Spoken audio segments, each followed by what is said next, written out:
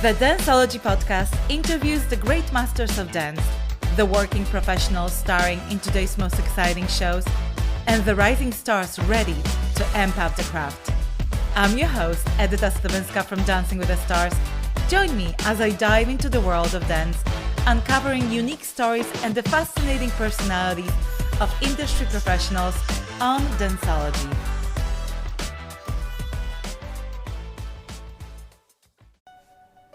Life is a quest for logic and reason. It is a quest to find balance between science and faith. Life is a quest for knowledge and understanding. But most importantly, it's a quest for personal discovery. Whatever your quest, knowing yourself is the beginning of all wisdom. Welcome to Quest.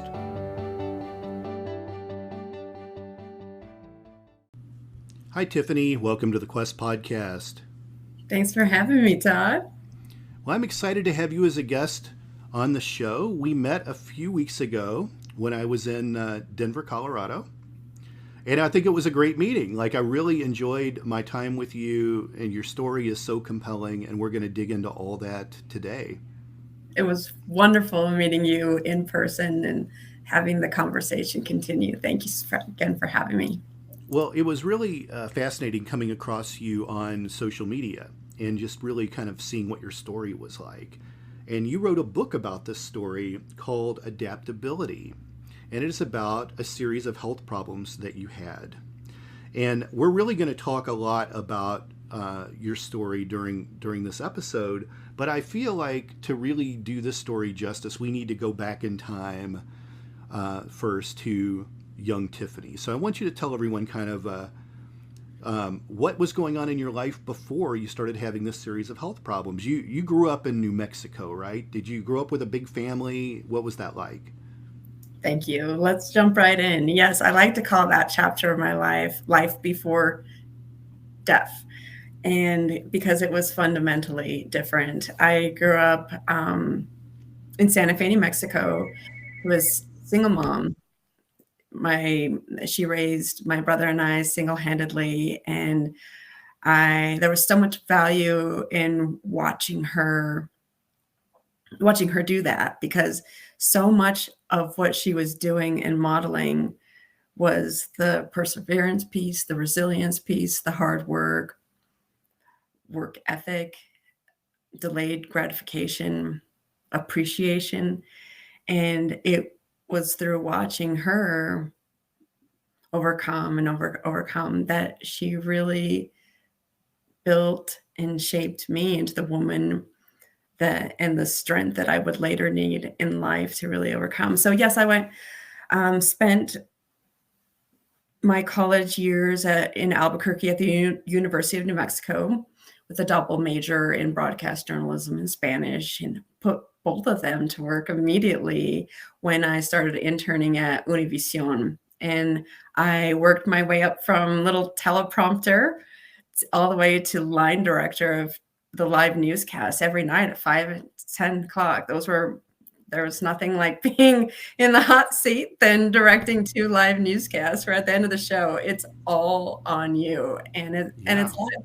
And then I dipped my toes in some pageantry on a personal level. And I had very humble beginnings. I didn't have a lot of resources, but I knew at a really young age that I could think on my feet and that I actually have things to talk about. And whereas these competitors, I would see, and it's fine, they'd come with the fanciest gowns and the fanciest shoes. And I had what was available at Dillard's versus Macy's, and even Dillard's was a stretch for me. It was more like Mervyn's. So I made it work and show that it's not about the dress. It's about Dillard's and Mervyn's. We're really dating ourselves right now. Yeah. Oh my gosh. I want to ask you. So you mentioned you were raised by, just by your mother. Your dad left when you were young, right? Yes, they split, and he made a choice to not be involved, and that's fine. Everyone's entitled to life decisions. We don't have to agree with them. But How old were you when he left? 2. You were 2. Oh, wow. Yeah. Yes. So you had very little. Yeah, I did not have a father growing up, but I did have a very stable grandfather who I named one of my children after, and 2 very stable uncles. And that, in that regard, I wasn't lacking, but still from a father figure standpoint, those repercussions of having his absence did show up later in dating and in trust. But gosh, I could write a whole other book on. You have a brother too, right? Yes. He's just 11 months older. We're Irish twins, and he is a rock star. He's an anesthesiologist in Durango, Colorado, and the saddest component is that his name is Christopher. Chris and I are both really good people. We'd grew up with a great family, very level-headed, educated, and yet our fathers still chose not to be a part of that. And so that always felt very reductive, because we were good children and we were and are something that he would have been very proud to call his own. And it wasn't until later in my life, like in my 40s, that he got remarried. He had children again, and my siblings, my 2 sisters that he had with his new wife,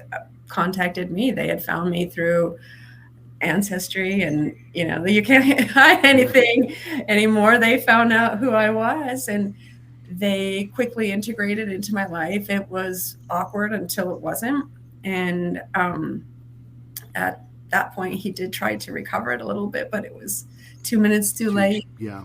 And right. Then about a year later he passed. So it was last January that he passed, and I only had about 2 conversations with him, really. And the second one was me talking to him when he's laying still in his casket, asking just why now we're talking. And it was heartbreaking, devastating, but yeah, that definitely scarred me. But again, all these life lessons and my upbringing really helped shape the woman and the force that I am today, because I didn't know how bad I was going to need that strength later on. Did you grow up spiritual or religious? Both. And I'll tell you, I went to mass every Sunday with my grandparents and my mom, and catechism, Sunday school. But I was always the spiritual hippie in the family. I was always out there and philosophizing and creating rituals and working my spirituality in weird ways that didn't at that point. You always believed that there was something bigger out there. Absolutely. And I always, not even from a medium standpoint, but I did believe, and I still do believe, in angels, and that we can definitely contact our loved ones, and that there's some bonds that are just unbreakable in heaven and on earth. And I believe I have had conversations, I have with my grandfather who has passed. I just always channeled my spirituality like that. And I still do. That spiritual hippie is still very, very much alive, and she's religious. So I'm a hybrid. And we're going to circle back. I think there's a few moments in your life coming up in this story where there have been some crisis of faith, but also maybe some angels helping you out along the way, because things get really crazy here in a bit, folks. I'm telling you. So you talked about working in television, and that was all primarily like behind the scenes type stuff, right? Like all that was in Albuquerque and in the Southwest. And then you started to move into the pageant world, which actually you became fairly successful at. Do you want to talk about maybe some of your pageant accolades? Absolutely. Thanks for bringing that up. Yes, my work in the TV industry was definitely behind the scenes. And what was interesting is that my mom would ask, "Don't you want to be in the front?" And but I got so interested with the geometry, the technicalities of the behind the scenes, and I fell in love with the technical components. And then it was really surprising when I did get in front of the camera, just how well I did. I think because I had already established a sense of security, and I knew the environment, so to speak. So pageantry was kind of one and the same in the terms that you're on stage, you're live, and you've got a show to bring to life. And that was bringing myself to life, selling myself, and having a platform and speaking live. Like none of the pageants were pre-taped or recorded. It was similar to a podcast. It's live, like an air traffic controller. It's going. And one of my greatest moments was Miss Albuquerque, USA, winning that title. And I'll tell you why, because it was a toss-up. I was tied with we were tied for first place with I still remember her name is Samantha Sengel, and they asked us one interview question, and I beat her by like 9/10 of a point. And to me, that was greater than the sash. It was greater than the crown. Yes, because it was my brain, it was my thoughts, it was my own abilities. There was that I had been cultivating my whole life, my own resiliency.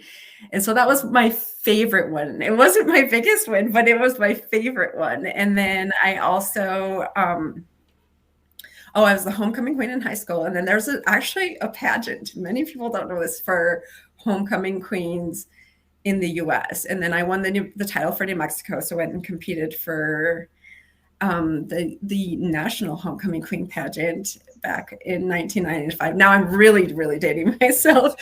And then I did a couple rounds of Miss New Mexico. Was always a finalist. Seemed like always a bridesmaid, always a finalist.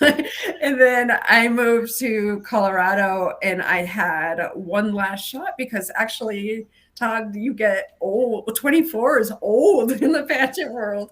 And so I had one more go at it, and I went for it and came in third runner-up in Miss Colorado USA in 2001. Yeah, this is really, back in the day. But wow. Again, the girl who won was Deborah Bronco cheerleader. She was Miss Colorado America the year before that. She had all these things, and I'm just this girl who had relocated to Denver 6 months prior, learning my way and keeping up. And I surprised myself through all of that. Right now, as we're recording this, the Miss USA pageant is in a huge scandal, and their current reigning Miss USA resigned a little over a week ago. The Miss Teen USA resigned. A lot of staff have started to resign. We may see more of the state winners resigning in the weeks to come, and everyone's tight-lipped about it. What's going on? Everyone's on non-disclosure agreements. No one's allowed to talk about the toxic work environment. But I think people for years have looked at the pageant circuit as maybe a seedy environment. And what's really ironic about this is Miss USA pageant isn't run by Donald Trump anymore. It was actually running better under Donald Trump than it is now, which is really saying something, that is interesting point. Yes. And of course, Miss USA is not Miss America. They're different organizations. At one point, Miss America was dominant, and then at another point, Miss USA really sort of overtook them. And people didn't care as much about the Miss America pageant anymore.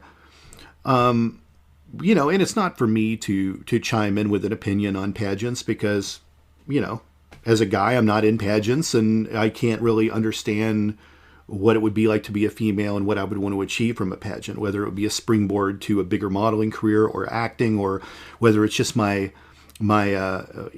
passions or interests or things I wanted to advocate for that I would do if I were in the pageant circuit. But did you have any experiences that were somewhat seedy when you were part of this, or did you have a really good run of it? I really did. I felt fortunate. I had a good run with it, and I stayed with the USA system, which I said was well organized, especially back in my day. And the Trump years. Yeah. But no, I had a really good experience. And back then, I would have told anyone, like, you should do a pageant. I would have advocated for that, because I really surprised myself, because you at the end of the day, you're just competing with yourself. You're setting your own best record, how you did an interview, how you did in gown, and then you can take the forensics from that and do the accounting and see based on scores, because everything's scored and everything was shared, which I really, really appreciated. There was a lot of transparency with the judging, and I could say, oh, wow, okay, well, next year, if I do that again, I really need to work in this area and this target. And for me, that was really good, because that gave me data points to focus on and grow on and know exactly where I fell short and what are my strengths. So it was a growing opportunity for me, 100%. But yes, now my own daughter is following my footsteps, and she is planning to compete. Actually, this is breaking news, at least for our family, is that she's going to compete for Miss Teen Colorado this June. And these headlines that are coming out are very startling, because at first we thought it was just Miss USA, and her reason for doing so was so beautiful and so honest and safeguarding her mental health, which brings up a lot of humanity concerns in general that we're finally bringing up for ourselves. And so much to a position where you're Miss USA, and you can say, hey, this thing I'm battling with is bigger than the title of Miss USA, and really advocating and that is beautiful, and that is encouraging, and that is inspiring. But yeah, and then to see Miss Teen step down just a few days later, and to hear it reminds me of the actors' strike from a few years ago. Like, one department broke down, and then the others started breaking down, and then no one talked about anything, and it was really hard to get information. So I'm working on trying to get Miss USA on my podcast. Really? I have an in with her, yeah. And she was just at the Kentucky Derby just a week ago. And I had interviewed a fairly famous pageant queen a couple of years ago on my podcast, and I'm trying to work out getting her to come on. There's so little she can talk about, though, because she's under this NDA, and it's really, people are really unclear whether these NDAs are even legal anymore. But I think the most fascinating thing is that, and this is not, I'm not speaking for her, I'm speaking for myself, is that resigning for your mental health, the real irony of this is that the cause of her mental health issues is probably the organization she worked at. So that's probably the reason for the resignation. And I think we're going to hear a lot more come out. What I will say, though, and we'll move on to the next part of this, is that your daughter might be entering the pageant scene at a good time, because with the Miss USA organization under so much fire right now, they're going to do anything they can to clean it up. And it will be safer and better than it probably has been once they go through and figure out who they need to clear out, how they need to rework it, and put safeguards in place so whatever happened never happens again. Well, that's inspiring and hopeful. And obviously we want our youth to be in a very safe and growing environment. Any toxic environment is just going to impede growth, like any relationship, a job. So if it was indeed toxic and that was the root cause of people resigning, then I'm pro getting out of any toxic situation. I definitely wouldn't throw my daughter into one if that was. You can be willing to bet that right now, from the upper echelons of that organization down to the lowest person taking tickets at the door, they're saying everyone's on their best behavior. Like, everybody watch it. So right now they're in damage control mode to avoid anything else. So yeah, it's very, very interesting. But you mentioned competing in Denver. Pageants weren't the reason you moved to Denver, though. You moved to Denver for television, right? I did. I actually followed a boyfriend to Denver. I call it my favorite mistake because that didn't work out. Well, I was working in Albuquerque, and so it wasn't like a total blind leap there. I did have a job lined up when I moved to Denver, thankfully. And that didn't work out. But then my life just started working out. So I was grateful that I took that venture. I don't know if I would have otherwise. I'm kind of a house cat like that. So moving to Denver was a big deal for this small town, Santa Fe. And I made it work. And better than that, I started making a name for myself. At Univision Denver, I was one of only 3 female photographers out in the field doing photojournalism. It was so cool to have that distinction, like, wow, and then I started realizing that I loved the empowerment that came along with holding like these fierce positions, like no one else really does that, or that's only 3 in that area, and then that so and so, and then like I just really thrived on it. And then yes, and then I when I was at Univision, I did end up not at work, but once in Denver, I did end up, that relationship died out, and I eventually met the father of my children and got married. And then that was the calm before the storm, if you will. Yeah. And I think I recall in your book, and correct me if I'm wrong, you mentioned that you had a crisis of faith early on when you were trying to get pregnant. You really struggled getting pregnant. And maybe we can just touch on this just a bit, because this definitely factors into the beginning of the end here, in a way.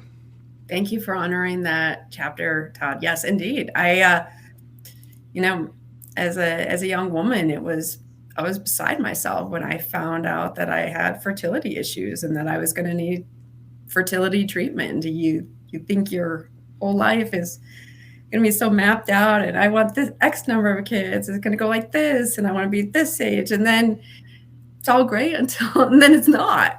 And I worked really, really, really hard to get pregnant. I had a few miscarriages along the way, and then when we finally found out that I was dealing with a hormonal balance that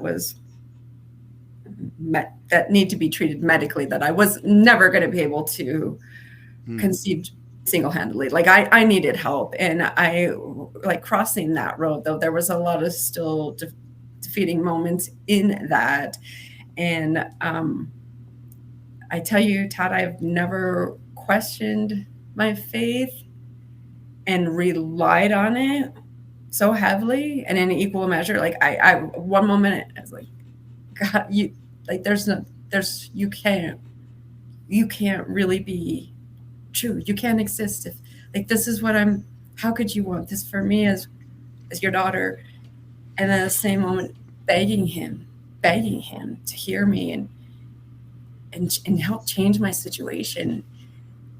And then eventually the prayers and the miracles that he started to make in my life were outweighing my doubt and my circumstances.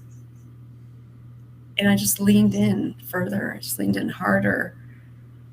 And this rebirth in me happened. I'm like fully surrendering to his plan, giving up my timelines, my wishes, and just practicing what we all love to call like full surrender, because that's exactly what it was. It was a situation I had zero control over. There was no way I could control any of it. And it was actually pretty beautiful looking back, because I just gave it to him and said, like, please, whatever you want to do here, but just I can't do this alone. Will you help me find a path, a way out of this?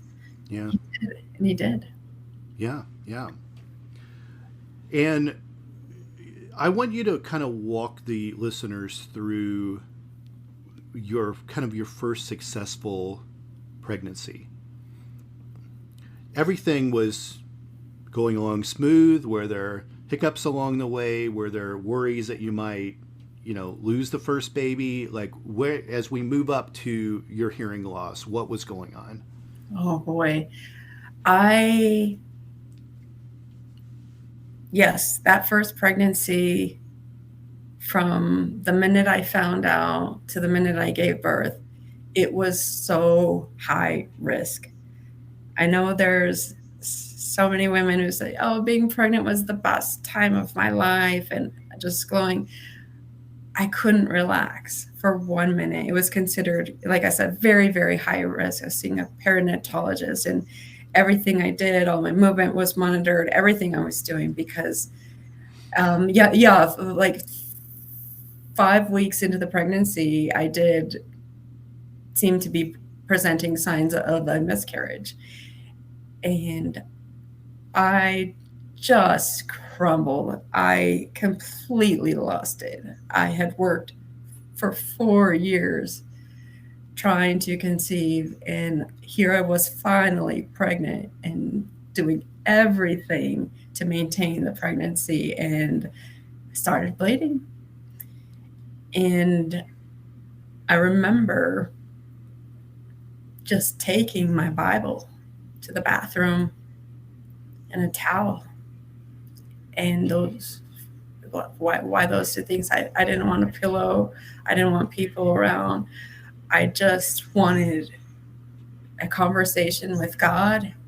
And the towel, I know this might sound a little raw, but it was to collect the blood, because at that point, I knew it might be the only tangible reminder I would still have this baby if I did miscarry.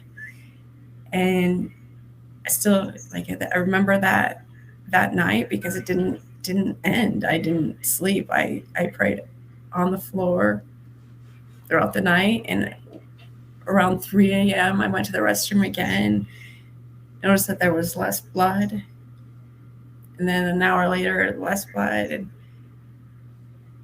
by the time dawn came, it was time to go see the doctor, as was arranged. He told us to come in first thing in the morning, so we did. And there was a heartbeat.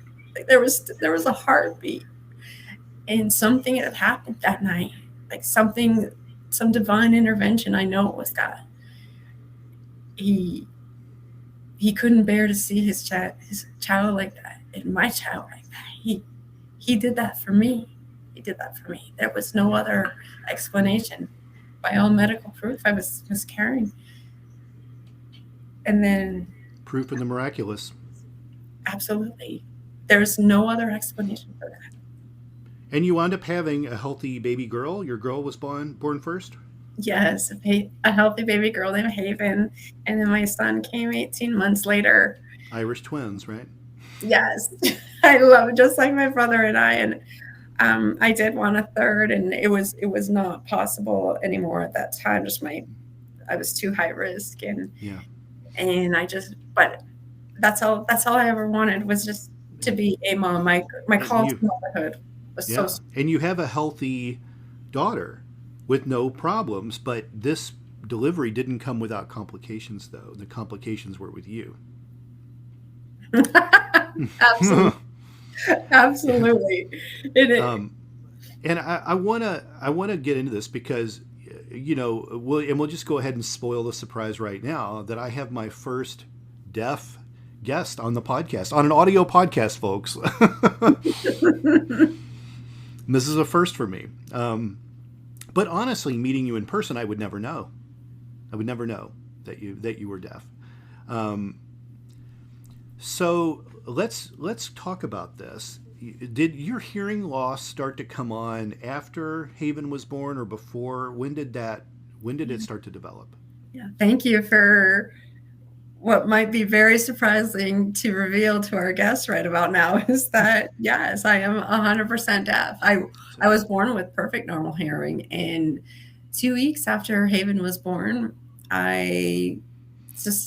everything sounded muffled, and she has a piercing cry. It'll shatter glass.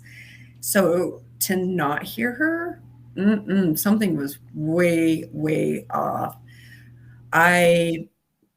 like any new mom, you're just sleep deprived, you paranoid about everything, not thinking right. And I just blamed it on a sinus infection, or so I thought. A couple more weeks went later, couldn't hear basic responses. And it was so sudden, so fast.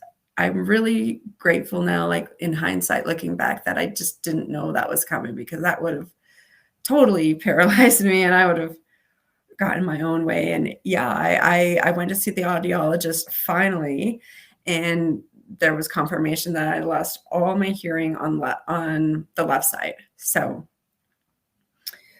at that point, it didn't make sense to overanalyze what had happened. It was determined I was deaf on one side, so I wanted to find a hearing solution that could help me keep up with new motherhood and maintain my lifestyle, maintain my sanity. I was already just felt so ripped off, if you will. Like I had tried so hard to conceive, it was almost taken away. And like 2 weeks into just enjoying motherhood and the sounds that come with that and the blessings of all that, I felt like robbed again. Like what's happening to me, and why now? I just felt, yeah, I cheated. Like, why? Seriously, why?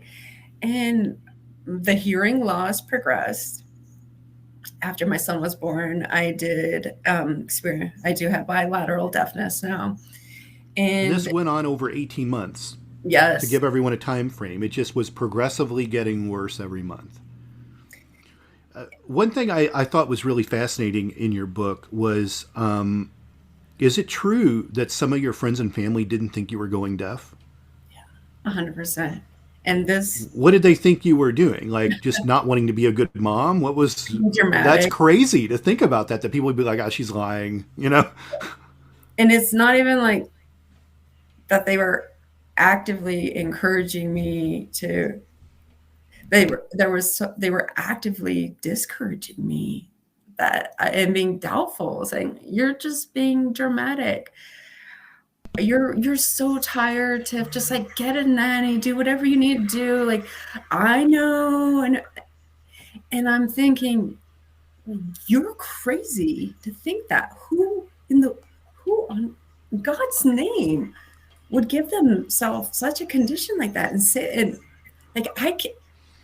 And so at that point, the conversation did get a little pointed. I felt like I had to prove something, and this bitterness came out of me. And so, you know, getting my implants, this is not a cosmetic surgery. It's not an elective surgery. Like you can choose to go deaf, or you can choose to get an implant. But I was so profoundly deaf that this would be the only way we're having this conversation really right now, other than having a sign or full captioning, is through my implants. And I remember getting these surgeries and like, you see, like how would I make this up? And it started a fire in my soul that eventually just set me on fire.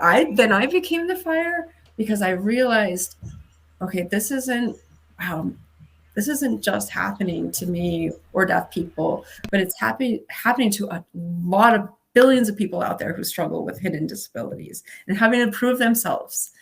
And I just thought how sickening it was culturally and societally and familially that we had to prove ourselves.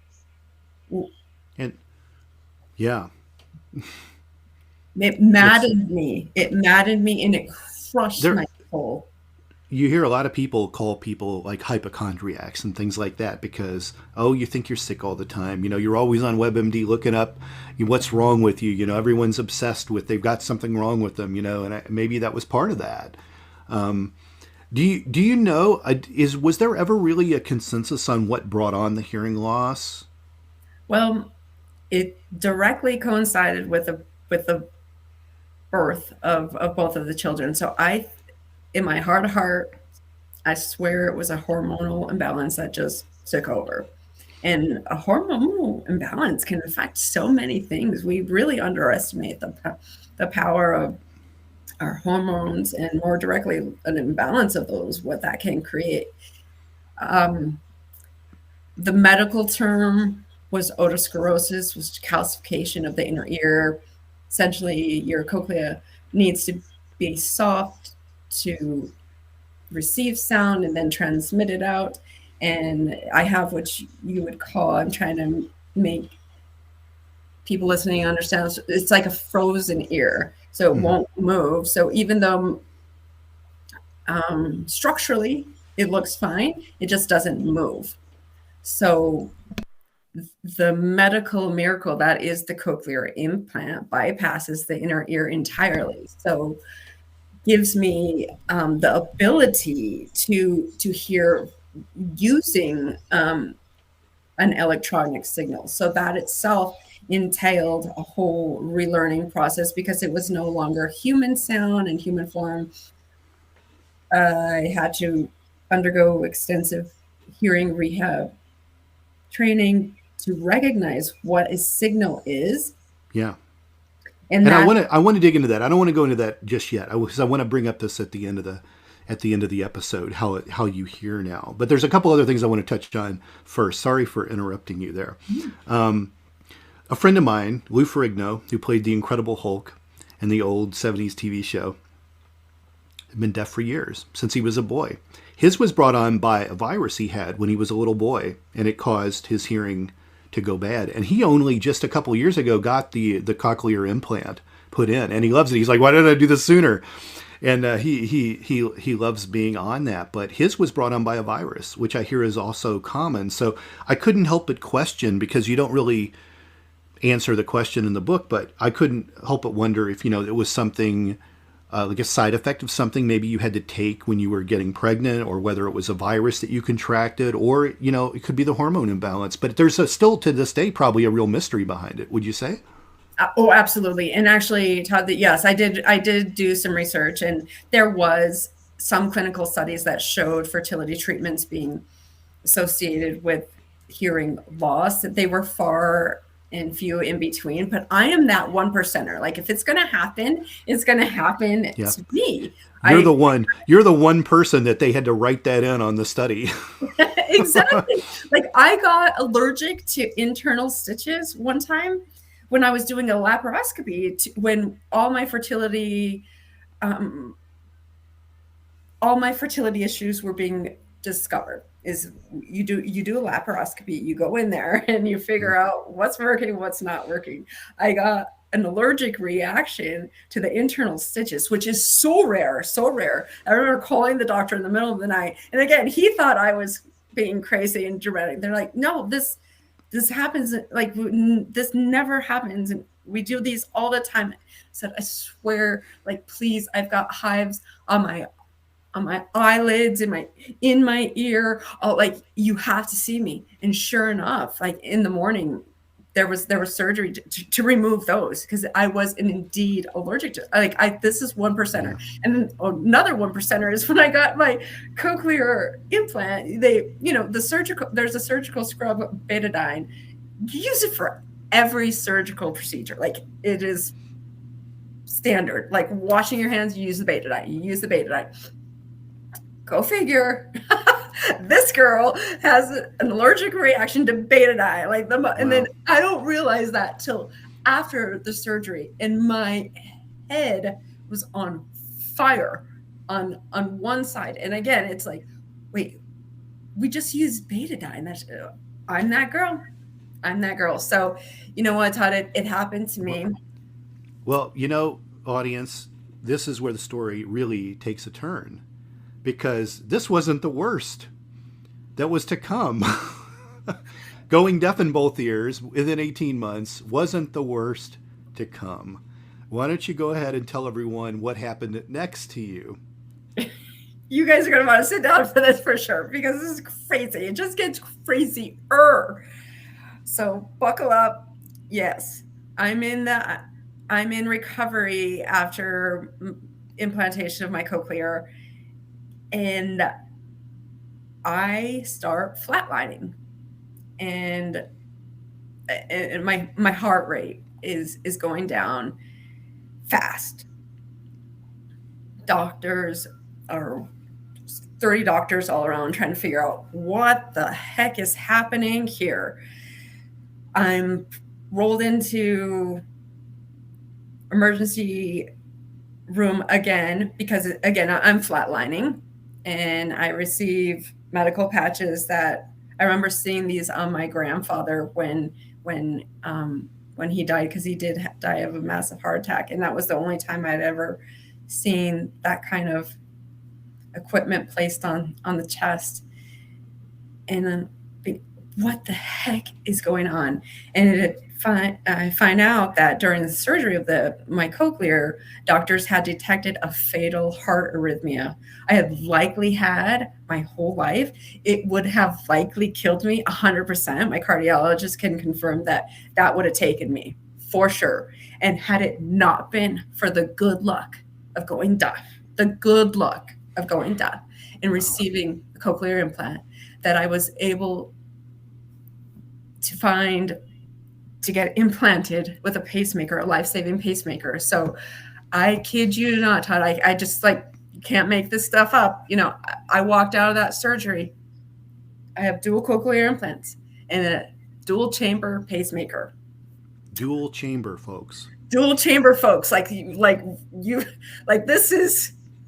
This is bad, and this was so needed. And I had the weirdest, craziest response. It wasn't just said thank you. I don't even know who I said it to. Obviously to God, to the medical team, just thank you. I had come so close to death in such a short amount of time with no ability to help myself. I was so weak. My heart was, like I said, it was dipping into the teens. A normal resting heart rate is 60 to 100 beats per minute. I mean, I was in the ICU. It was 17, 11. I mean, every monitor and pager, everything was going off. Everything. And that's beats per minute, right? And yes, yeah, and it stopped. So 17 beats in a minute. And you think about, I try not to think about it, because I want to think I'm still pretty whip smart, but all, the lack of oxygen to your brain, that can have some long-term consequences for, this happened for a while. And then I had the opposite effect of, walking out of there. I walked out of there holding my heart, almost like if it was a medal, like if I had won the Miss Heart Colorado USA. Right, Miss Heart Colorado, yeah. I mean, I had won it, because I had gone to battle, not a spiritual battle, medical battle. I was in warfare, and I won, and I won, and I won. And I know I didn't do that alone. There was angels, there was God, on paper, they had prepped my family that it was going to be a coin toss if she makes it out of this. And now, let me ask you this. So this was like a fatal arrhythmia that you had, which is a rhythm of the heart. Do you have any damage to your heart because of that, or is your heart still strong today? What do they tell you about, can you go run a marathon tomorrow? What's the deal with it at this point? Yeah, it's funny. Heart is a funny thing. I call it the biggest, weakest heart. So yes, it remains weak, and it's my condition in particular, bradycardia, where the heart, it's like a lazy heartbeat. It just doesn't, it's like, yeah, maybe I won't. And my pacemaker will fire it when it doesn't fire itself, because it'll just forget to fire. It's an electrical miswire, if you will. Mm-hmm. So it's the electrical system in my heart that just doesn't work, which is so vitally important. You need that to survive. Yeah. So it remains weak.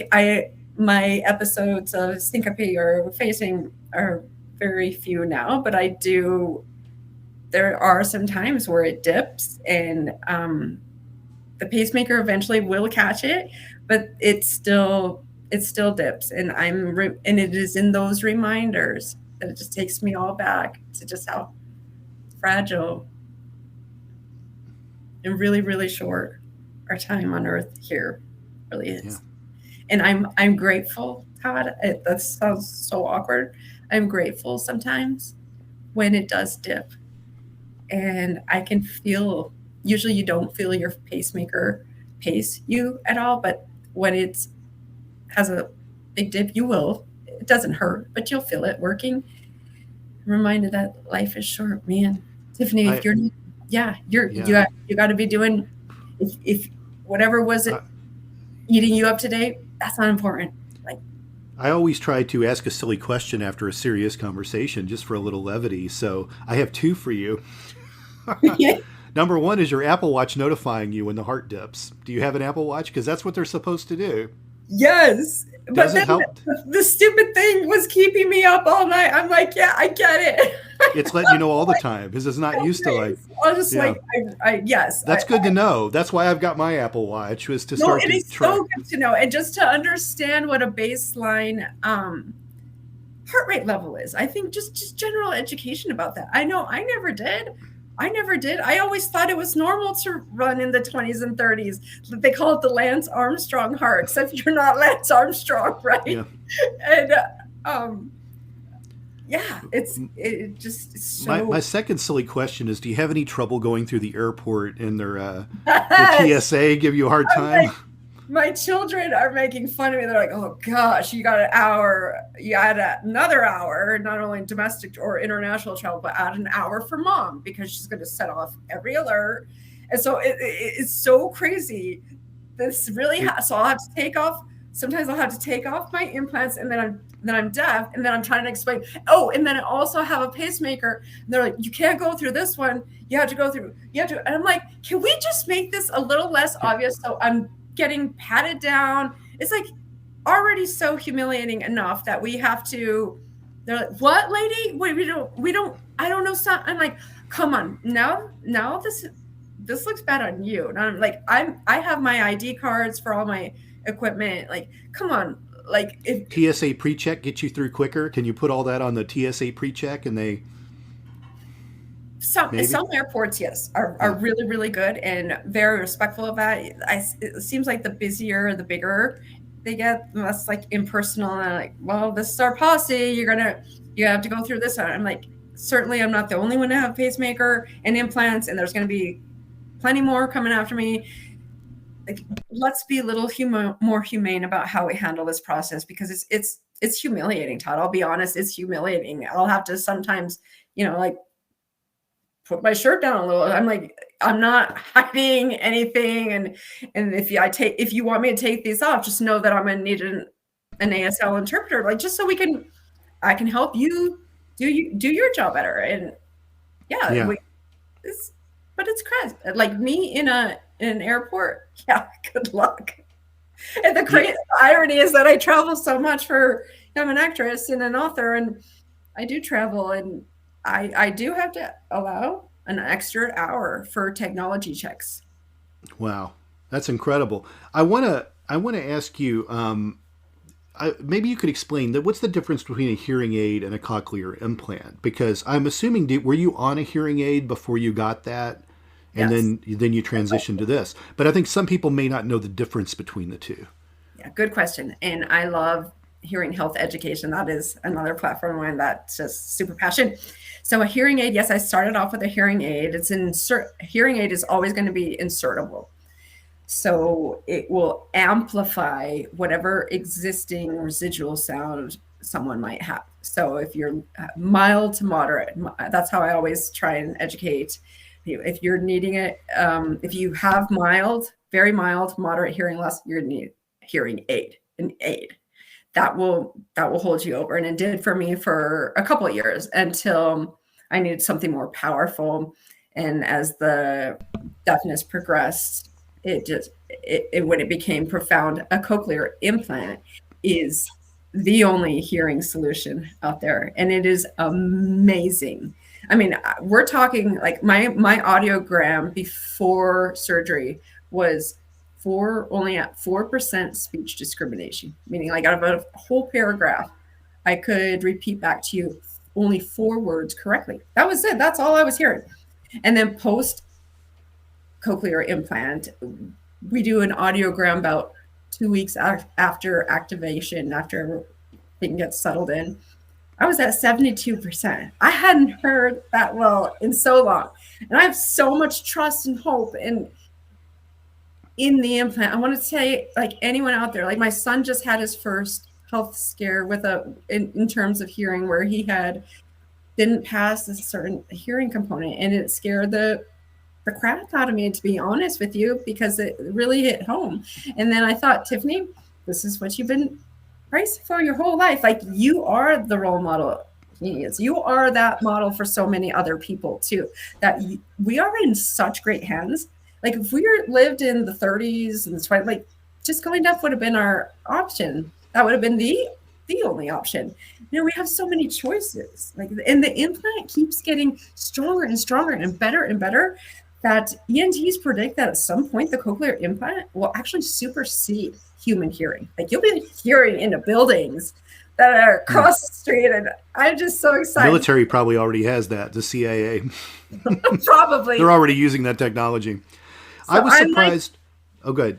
I'm like, be excited. Like, I want people to see me and I don't want an ounce of pity, an ounce of sorry. Like, get excited, because I am. Like, we're in good hands. Technology is working for us. Yeah, for sure. You're bionic in more than one way right now. Heck yeah. I'm the alien. I was surprised to read the statistic that 13% of the U.S. population is deaf. That's like 1 in 3, 1 in 4. And the craziest part is not even that, Todd. It's that, you know, a lot of people are so concerned. I don't want to experience hearing loss. I love my music. I love it. Well, you know what? Gen Z, right? Just kidding. It's really anyone at large. We're not practicing any safe listening. It's just as important as safe sex, or, like, I'm going to go there. I'm going to say it's that important. Safe listening needs to be understood, because so many people are directly exposing themselves to hearing loss by listening to the music at I'm guilty. levels. I'm guilty of it. And then people look at me and say, "Oh my gosh, I don't want that." How did that happen? They're more concerned with them, like, asking the question so it doesn't happen to them and finding out. And I'm like, but you know what? Actually, you're at more risk than I was. Just like this weird random case that I'm the 1%er. You are more likely to get hearing loss because you're directly exposing yourself. Like, I always say the 60-60 rule. If you're listening above 60 decibels, it's too loud. If you're listening with your earbuds for longer than 60 minutes, it's too long. So 60 and 60 is a very easy strategy you can incorporate into your day and start working. I'm going to try and remember that, because I'm guilty of that. And that's what my Apple Watch is always telling me. Too loud. Turn it down. It's too loud. It's on the earbuds that they're there to protect you. Like, I think JLab is such a cool company that they have safe listening modes on all their earbuds. I actually went to high school with the founder, and I think it is so cool that they are taking that into mind, because they are concerned about the Gen Z they live with I'm surprised they don't sleep. Like, there's an alarm that goes off, and it's just, and it's impacted. And it's crazy how, I know my children, for example, they'll have theirs in so loud that, you know, if I have to say, hey, if you can't hear me, it is too loud. So, quickest way to know if your environment's too loud: download a free app, a decibel meter. They're free, and anything over 60, it'll show you. It goes to the red zone right away. You can check in a restaurant, check in wherever you are, a sporting event. See if you're there. It's hard for me to turn down the hair metal of the 80s that I grew up with. Well, that's what are you asking me to do, man? Come on. That can't be listened to low. No. I'll make that the exception. Any Def Leppard concert or 80s music qualifies. That's my favorite, right? Def Leppard. Yeah. All my fans know that. But just go to hammer it out for only 60 minutes. And then after the concert, you go protect your hearing. 60 decibels, 60. Well, you know, it's funny, you know, growing up with that personal technology, and I'm going to say this and then we got to wrap up the podcast. We're starting to run out of time. But, you know, the first headphones that came out actually were outside the ear. Like now we have everything deep in the ear, and I think earbuds and earbud technology is far more dangerous. So for a long time, the early Walkmans, the first ways that you could listen to things, they were really headphones more than anything, and probably a negligible difference. But no, actually, Todd, I want to and you're impacting it, and you can damage the inner ear structurally, and they are damaging. And that's why all the earbud companies and hearing aid companies are really being mindful about how they're crafting new products so that there's no extra damage with insertables, because no one wants their hearing aid on full display. Right. Sometimes that's the safest way. I just, at some cost, your hearing health has to outweigh some vanity. I'm sorry to say that. Sure. Truth. You have a book called Adaptability. Where can people get the book? Yes, Adaptability is on Amazon. My true story, my memoir, my story to you. And you can also find me on my website, Tiffany Storrs, not like the Tiffany Diamond store, but Storrs with 2 R's, TiffanyStorrs.com. And the best way to find me on social is Instagram, Tiffany Stasny Storrs, which is spelling of that we'll put in the show notes. And Todd, I'd like to give the listeners a giveaway. The first 2 people who follow me from this podcast and tell us their favorite takeaway from our conversation, I'll send them a signed copy to their door. All right. Awesome. Well, Tiffany, it was a pleasure to have you on the show. Do come back again. Maybe you can rotate through some of the other podcasts that I produce. I'd love for you to tell your story in some other outlets. But it's been a real pleasure to spend some time with you today. Well, Todd, thank you for all the work you're putting out in the universe and sharing these stories. You're a remarkable man. I'm happy to have you in my universe. Well, perfect. Well, we'll keep it going. So until next time, Tiffany, thanks for coming out, and we'll talk soon. Thank you. Metacortex Publishing hopes that you've enjoyed this presentation. Please take a moment to listen to some other podcast offerings from Metacortex Publishing.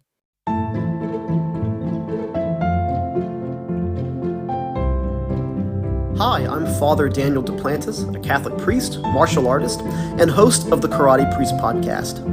Have you ever wondered what the church teaches about different topics? Are you a martial arts enthusiast or just someone who wants to learn more about martial arts? I'd like to invite you to join me and many guests on my podcast as we cover topics of faith, everyday living, and martial arts on the Karate Priest podcast.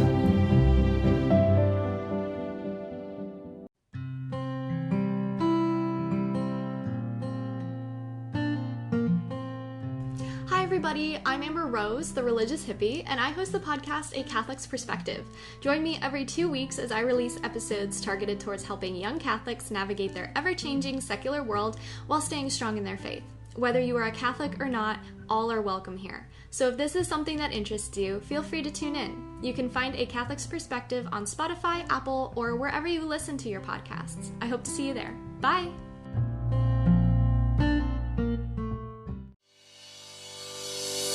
Thank you for listening to this podcast. Please be sure to rate and review this episode. This podcast is produced by Todd Fischer and Anthony Smith and is distributed by Metacortex Publishing.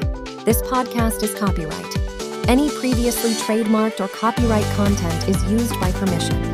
Information and opinions stated in this podcast should not be construed as medical advice. Please be sure to visit the official website for Metacortex Publishing at metacortexpublishing.com or find us on social media for other unique content.